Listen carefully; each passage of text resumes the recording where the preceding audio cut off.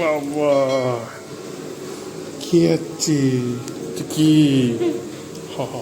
চলো। দেশের যেখানেই থাকো আর যত দূরেই থাকো, এই জন্যই তো বারে বারে ফিরে আসা।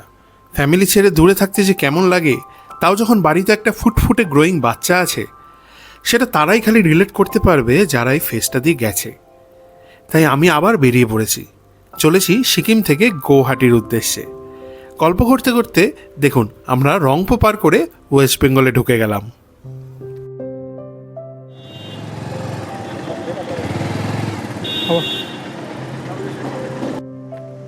গাড়িতে মনে হচ্ছে অল্প হাওয়া কম আছে, এবার চেক করি।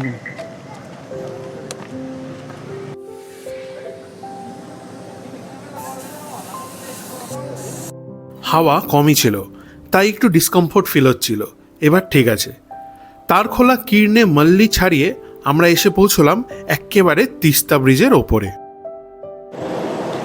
এখন আমি তিস্তা ব্রিজের ওপরে, এই যে আমার পেছনে তিস্তা নদী, আমি এখন তিস্তা ব্রিজের ওপরে। আপনাদেরকে একটা জিনিস দেখানোর জন্য আমি এই ব্রিজের উপরে দাঁড়ালাম। নর্মালি আমি দাঁড়াই না, সেটা হচ্ছে এখানকার এই যে রেলওয়ে প্রজেক্টের যে কাজ চলছে সেটা জাস্ট দেখানোর জন্য একবার দাঁড়ালাম। আপনাদেরকে দেখাই, দেখুন। এই হচ্ছে তিস্তা ব্রিজ, আর এই হচ্ছে এখানে আপনার পুরো প্রজেক্টের কাজ চলছে, সেবক রংপো রেলওয়ে প্রজেক্টের কাজ। পিলারের সাইজগুলো দেখুন, এই যে পিলার, ওদিকে ওই আরেকটা পিলার হচ্ছে। ঠিক এই ব্রিজের পাশেই আপনার রেল ব্রিজটাও হবে। মানে ওই পাহাড় দিয়ে এসে ওই ভেতর দিয়ে ওই পাহাড়ের ভেতর দিয়ে টানেল দিয়ে এসে এখান দিয়ে এই ব্রিজের ওপর দিয়ে আবার এদিকের পাহাড়ে ট্রেনটা ঢুকবে। ভাবতেই দারুণ একটা লাগছে। এটা যখন হয়ে যাবে, ওটা যখন এক্সপিরিয়েন্স করবো, আর সেই এক্সপিরিয়েন্সটা যখন আপনাদের সাথে শেয়ার করব, কি বলবো, একটা অনবদ্য ব্যাপার হবে। কিন্তু আমি এখন ব্রিজের এই পাশে চলে এসেছি যা দেখানোর জন্য তিস্তার জনবসতিটা। এই পারে এই নিচে তিস্তার জনবসতি। আপনারা জানেন কি না জানি না, এইখানে অনুসন্ধান সিনেমা, যেটা অমিতাভ বচ্চন আমজাদ খানের অনুসন্ধান বিখ্যাত সিনেমাটা শুটিং এই জায়গাটাতেই হয়েছিল।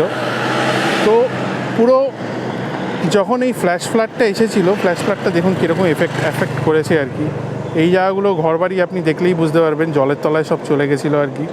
আবার কাজ চলছে, আস্তে আস্তে রিকভার করছে। তো এই যে রাস্তাটা দেখা যাচ্ছে, এই ব্রিজের ঠিক নিচ দিয়ে ঘুরে এদিক দিয়ে এসে এই রাস্তাটা সোজা আপনার চলে যায় দার্জিলিং, পেশক রোড হয়ে লামাহাটা হয়ে দার্জিলিং। চলুন তবে আবার আমাদের যাত্রা শুরু করা যাক।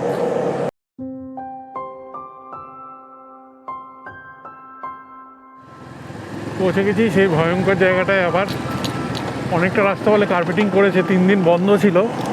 দেখা যাক কতটা কার্পেটিং করেছে। এই জায়গাটা তো করেনি।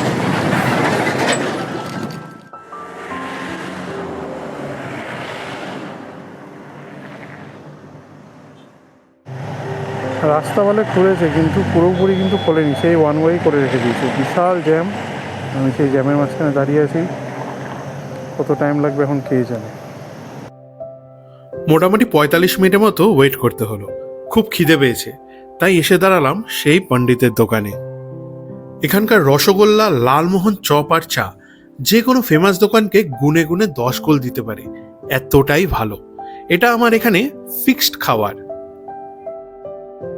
29 মাইলে পণ্ডিতের দোকানে চা চপ খেয়ে একটু ফ্রেশ হয়ে আবার রওনা দিয়েছিলাম। রওনা দিয়ে আমি এখন পৌঁছলাম এই হনুমান মন্দিরে। আমি প্রত্যেকবার এই রাস্তায় যখনই যাতায়াত করি এখানে দাঁড়াই, প্রণাম করি, তারপরে এগোই। তো আজকে ভাবলাম আপনাদেরকেও একবার মন্দিরটা দর্শন করিয়ে দিই। শিলিগুড়ি থেকে সিকিম যাওয়ার পথে সেতিঝোরা ক্রস করে ঠিক ডান দিকে পড়বে এই হনুমান মন্দিরটি। খুবই পিসফুল একটা জায়গা। এখন আমি যে জায়গাটাতে আছি সেই জায়গাটা সেতিঝোরা ব্রিজ পৌঁছানোর ঠিক আগে। তিস্তাকে কিন্তু বেশ মায়াবী দেখাচ্ছে এখান থেকে। তো আস্তে আস্তে অন্ধকার নেমে আসছে, এখন আর ভিডিওর কোয়ালিটি খুব একটা ভালো হবে না। সেই জন্য এখন আজকের মতো ভিডিওটা এখানে শেষ করে কালকে দেখা হবে এনজেপিতে বন্দে ভারতে।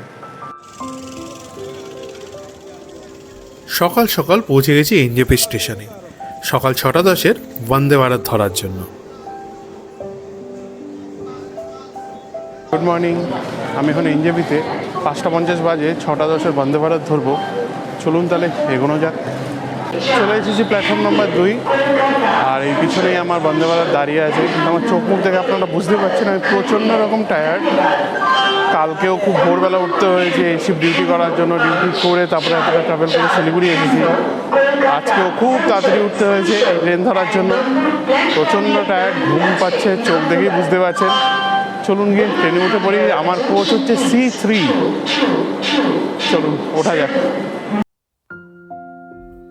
এই বন্দে ভারত সকাল 6:10 এনজেপি মানে শিলিগুড়ি থেকে ছেড়ে গৌহাটি পৌঁছয় 11:40। আবার বিকাল 4:30টাতে গৌহাটি থেকে ছেড়ে এনজেপি পৌঁছায় রাত 10টাতে, মানে টাইম নেয় 5.5 ঘন্টা। নর্মাল এক্সপ্রেস ট্রেনগুলো কিন্তু টাইম নেয় মোটামুটি 8 থেকে 9 ঘন্টা। সে তুলনায় অনেকটাই কম টাইম নেয় কিন্তু এই বন্দে ভারত। টাইম মানে টাইম, ঠিক সকাল 6:10 কিন্তু ছেড়ে দিল। এই ট্রেনের নাম্বার 2227 আপ বন্দে ভারত। গৌহাটিকে ধরলে স্টপেজ মাত্র 6টি। এনজেপি থেকে ছেড়ে প্রথম স্টপেজ হলো নিউ কোচবিহার। মাঝে জলপাইগুড়ি, ধূপগুড়ি কোথাওই দাঁড়াবে না। কোচবিহার পৌঁছতে আমাদের সময় লাগবে 1 ঘন্টা 25 মিনিট। নিউ কোচবিহারের পরের স্টপেজ নিউ আলিপুরদুয়ার, তারপর কোকরাঝাড়, নিউ বঙ্গাইগাঁও, কামাখ্যা, আর শেষে গৌহাটি। চলে এসেছে আমাদের কফি আর বিস্কিট। ব্ল্যাক কফি খেলাম, যদি ঘুমটা একটু কাটানো যায়।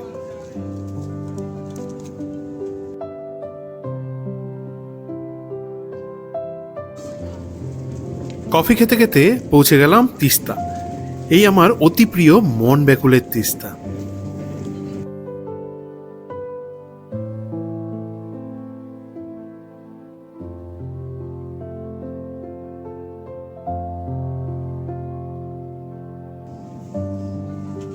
নিউ আলিপুরদুয়ার পৌঁছানোর আগেই চলে এসেছে আমাদের ব্রেকফাস্ট।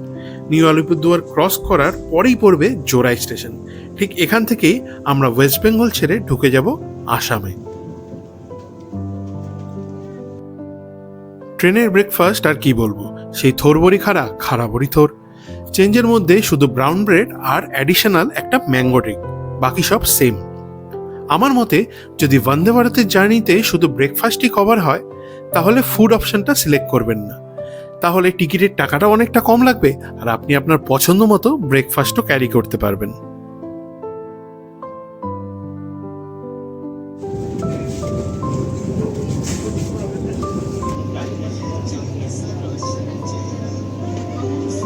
ভারতীয় রেড অর্ডস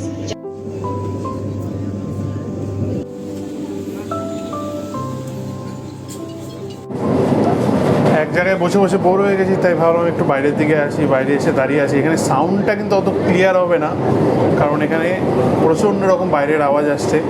যাই হোক, তো আমরা এখন নিউ বঙ্গাইগাঁও ক্রস করে গেছি। নিউ বঙ্গাইগাঁও ক্রস করে বেশ অনেকটা এগিয়ে এসেছি।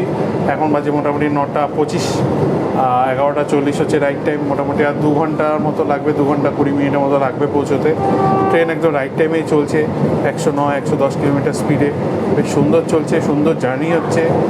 আর ব্রেকফাস্টে সেই দিয়েছে, ব্রেকফাস্টে কোনো চেঞ্জ হয়নি আর কি, ব্রেকফাস্ট ডেভেলপও হয়নি।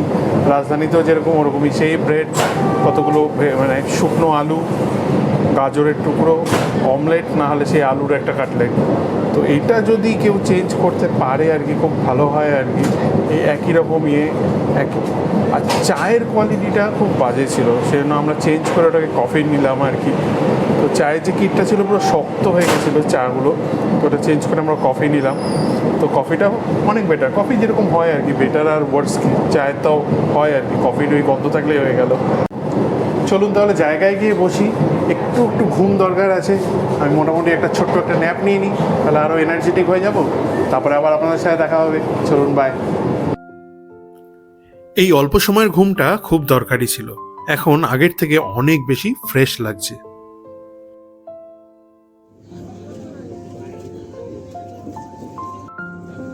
এখন আমরা কামাখ্যা স্টেশন ছাড়িয়ে গৌহাটি শহরে ঢুকে পড়েছি, আর অল্প সময়ের মধ্যেই পৌঁছে যাব গৌহাটিতে। এখন বাজে 11:40, মানে চরম লেভেলের রাইট টাইম। ছেড়েও ছিল একদম 6:10 আর পৌঁছলো একদম .11:40। একদম রাইট টাইমে পৌঁছে গেছি, 11:40 বাজে, 11:40-এ একদম পৌঁছে দিয়েছে আমাদের বন্দে ভারত। এখন গুয়াহাটি স্টেশনে আছি, এবার আস্তে আস্তে বাড়ি যাব। চলুন তাহলে দেখা হবে আরেকটি ভিডিওতে খুব শিগগিরই।